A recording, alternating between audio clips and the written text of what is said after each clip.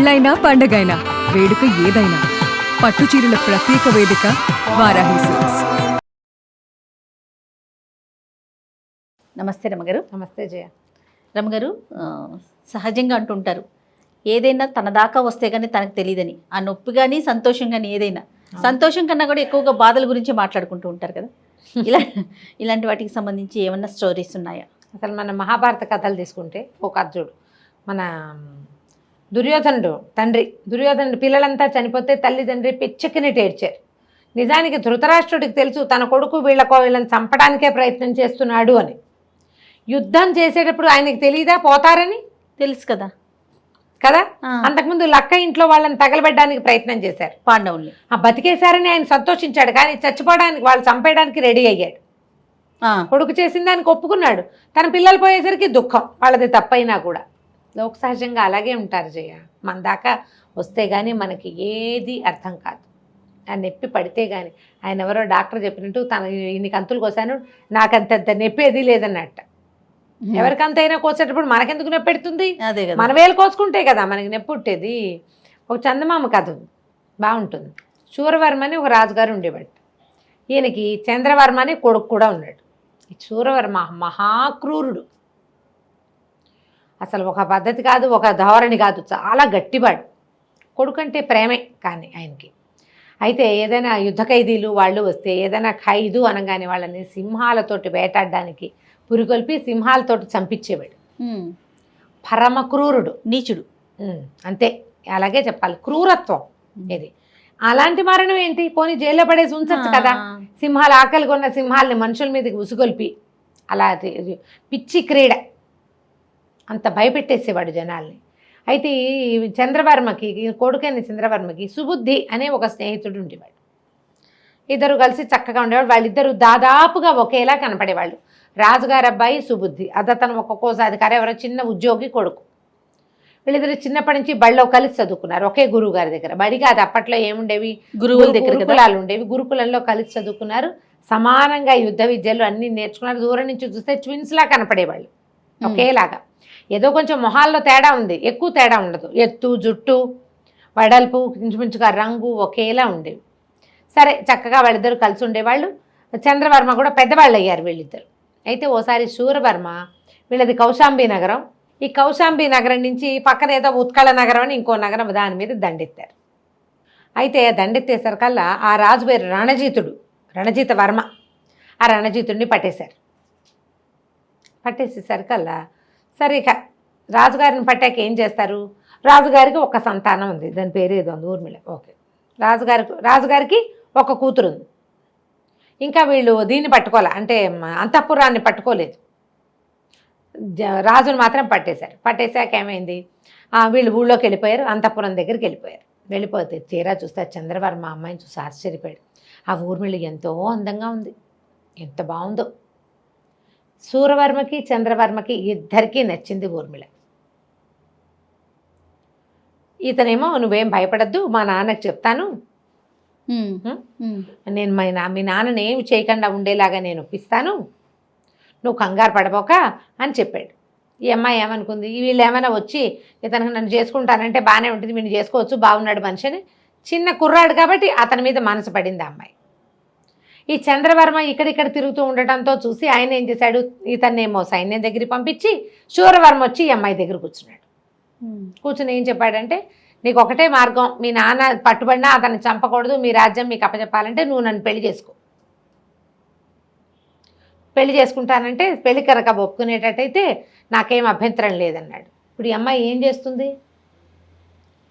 ఎప్పుడైతే శూరవర్మ వెళ్ళి ఊర్మిళతో మాట్లాడుతున్నాడని తెలిసిందో, ఈ కుమారుడు చంద్రవర్మ ఏమనుకున్నాడంటే, ఒరే నాయన, ఇక్కడ ఏదో గొడవ అయ్యేలాగా ఉంది, మా నాన్న పరమ క్రూరుడు, ఆ అమ్మాయిని ఏం చేస్తాడో, ఊర్మిళకు పాపం ఎవరూ లేరు, ఈయన క్రూరుడు కదా, ఇట్లా కనపడని వాళ్ళని కనపడాడు, సింహాలకు ఆహారంగా వేస్తాడు. ఇప్పటికి ఎన్నిసార్లు చేశాడు. ఆ రణజిత వర్మని ఏం చేస్తాడో, నువ్వు ఒక పని చెయ్యి, నువ్వేమో వెళ్ళి ఊర్మిళ దగ్గర ఉండు, మా నాన్న నన్ను వెళ్ళిపోరా దాని దగ్గరికి అన్నాడు అని చెప్పేసి సుబుద్ధిని పంపించాడు. సుబుద్ధి వచ్చాడు ఇక్కడికి. ఇంతలో ఈ శూరవర్మ ఈ అమ్మాయితో మాటలను ఫినిష్ చేసి, మీ నాన్నని తెప్పిస్తాను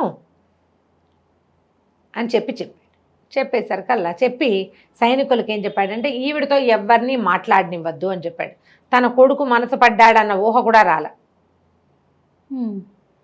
ఊహ రాలేదు అతనికి. తన మాటే ఒప్పిస్తున్నాడు కొడుకు అనుకున్నాడు. మా నాన్న చెప్పినట్టు చేయమని చెప్తున్నాడు అనుకున్నాడు. కానీ పిల్లాడు కొడుకు ఏమైనా ఈ పిల్ల మీద మనసు ఇదైందేమో అని అనుకోలే. ఎవరిని మాట్లాడనివ్వద్దని చెప్పాడు. చెప్పేసరికి సుబుద్ధి వచ్చాడు.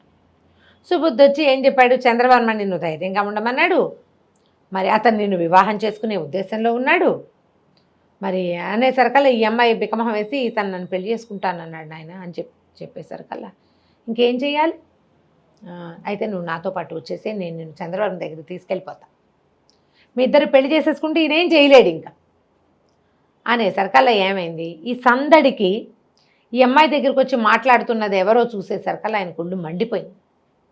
ఆ అమ్మాయిని తనే తీసుకెళ్ళిపోయే ప్రయత్నం చేస్తూ బయలుదేరారు. చంద్రవర్మ కోసం అనే చెప్పేందుకు అవకాశం దొరకల. సుబుద్ధిని అరెస్ట్ చేశారు,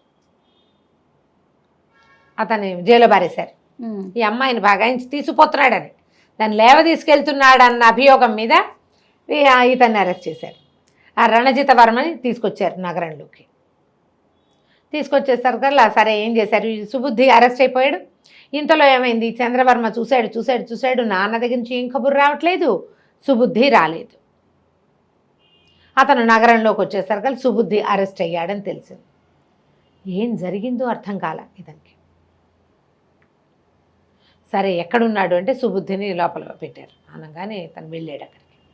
నేను సూరవర్మ కొడుకునే, నన్ను సుబుద్ధికి చూడనివ్వండి అనంటే, లేదండి సుబుద్ధిని సింహాలకు ఆహారంగా వేయబోతున్నారు రేపొద్దున, మిమ్మల్ని చూడనివ్వరంటే, కాదు ఒక్కసారి మాట్లాడతానని లోపలికి వెళ్ళాడు. ఆ సుబుద్ధి గోడకు అనుకుని కూర్చుని ఉన్నాడు. నేను ఎవరితోటి మాట్లాడను అని. నేను చంద్రవర్మనయ్యా, నా మాట విని అంటే ఏం జరిగిందో చెప్పలేదు అతను ఎవరికి. నేను ఏమవుతుందో అర్థం కాదు కదా. అక్కడి నుంచి ఏమన్నాడు, అయ్యో నా వల్లే నీకు ఈ కష్టం వచ్చింది, ఒక పని చెయ్యి, నీ బట్టలు నాకేవి, నా బట్టలు నువ్వు వేసుకో, నేను జైల్లో కూర్చుంటా, నువ్వు వెళ్ళిపో, నా వల్లే అనవసరంగా ఇప్పుడు నేను నిన్ను పంపించకపోతే మా నాన్న పెళ్లి చేసుకునేవాడో వదిలేసేవాడో అమ్మాయిని చంపేసేవాడు ఏదో చచ్చేవాడు, వృధాగా అందరూ బాగానే ఉండి నువ్వెందుకు, నీ మరణం ఎందుకు, నువ్వు మరణించడానికి వీల్లేదు అని చాలా గట్టిగా బతిమలాడి ఒట్లు సత్యాలు పెట్టి బట్టలు మార్చేసుకున్నారు. చంద్రవర్మ ఏమో జైల్లో కూర్చున్నాడు, సుబుద్ధి ఏమో లేచి బయటకు వెళ్ళిపోయాడు. వీళ్ళిద్దరూ ఒకేలా కనపడతారు కదా, దుబ్బు జుట్టు అది తలకాయ మంచి కూర్చుంటే వాడే కూర్చున్నాడు అనుకుంటారు. ఇతను బయటకు వెళ్ళిపోయాడు. ఇచ్చారా చాలా దూరం, ఆ ఊరు ఆను పాను తెలియదు. చంద్రవర్మ ఇక్కడికి గుర్రం మీద వచ్చాడు. అదంతా వెతుక్కుని సుబుద్ధి వెళ్ళాలి కదా. తెల్లవారి 6:30-7 గంటలకల్లా సింహాలని ఎరీనాలో వదిలిపెట్టారు. చంద్రవర్మని ప్రవేశపెట్టారు.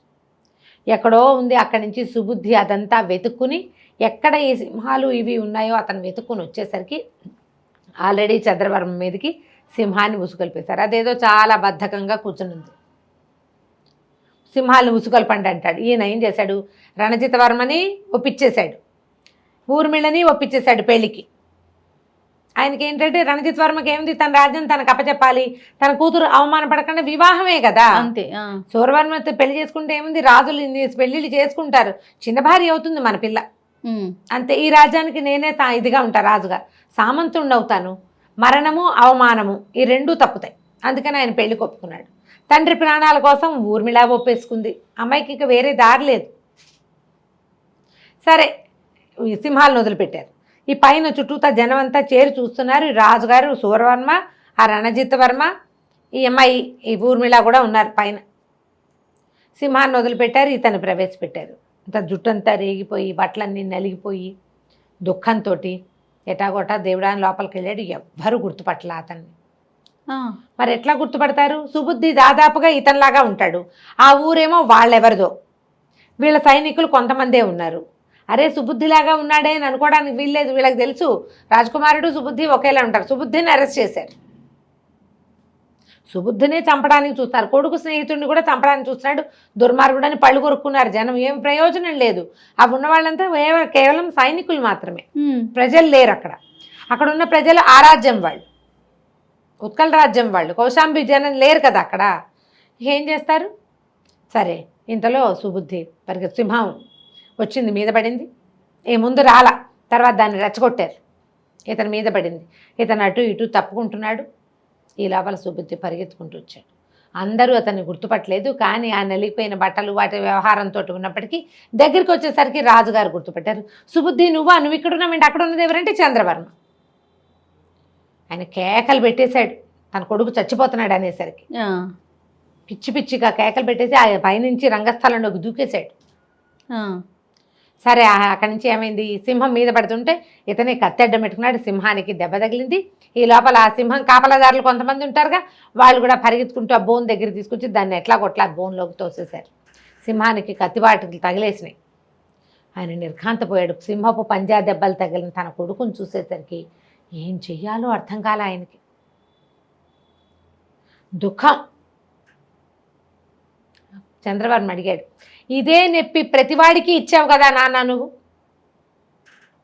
ఇంత 400 కిలోలు ఉండే సింహం మీద పడితే అది కొరికేస్తుందో చంపేస్తుందో కొట్టేస్తుందో, అవతలవాడు మళ్ళాగే కత్తుచ్చుకున్నాడు అనుకో, వాడి కత్తేమిటో వాడి ఇదేమిటో మనకు తెలుస్తుంది ఫైటింగ్కి. సింహంతో ఫైటింగ్ అంటే సినిమానా అది? అక్కడి నుంచి అయినా చాలా ఇంత పని చేసావు అంటే, నువ్వు ఈ పని చేసావు, వచ్చిన సుబుద్ధిని నువ్వు ప్రశ్నించినా నీకు తెలిసేది. నీ తొందరపాటుతనము క్రూరత్వము. వాడేదో నీ దారికి అడ్డం అనుకున్నావు, వాడు కాదు దారికి అడ్డం నేనే అనేసరికి ఆయన చాలా సిగ్గుపడి ఆ పిల్లని తన కొడుక్కి చేసుకుని, కొడుక్కి ఆ రాజ్యాన్ని కట్టబెట్టి సుబుద్ధిని అతనికి సైన్యాధిపతిగా చేసి ఇంకా ఎప్పుడూ సింహాలతోటి అతను ఇలాంటి ప్రయత్నం చేయలే. తన రాజ్యంలో బంధింపబడి ఉన్న సింహాలన్నీ సమీప అడవిలో వదిలిపెట్టిచ్చేసాడు. మళ్ళీ తన దాకా వచ్చాక కదా తనకు తెలిసింది. తన బిడ్డ అక్కడ ఉండేసరికి తనకి ఆ కష్టం తెలిసింది. ఆ సింహం కింద ఉన్నవాడు తన కొడుకేనని తెలిసేసరికి ఎంత ఆక్రోశం, ఎంత ఉద్వేగం, ఎంత బాధ, ఎంత నొప్పి. ఎప్పుడు అలాగే కదా జరుగుతుంది. అవునండి. రైట్ రమ్మ గారు. కథ కంచికి మనం ఇంటికి. నమస్తే.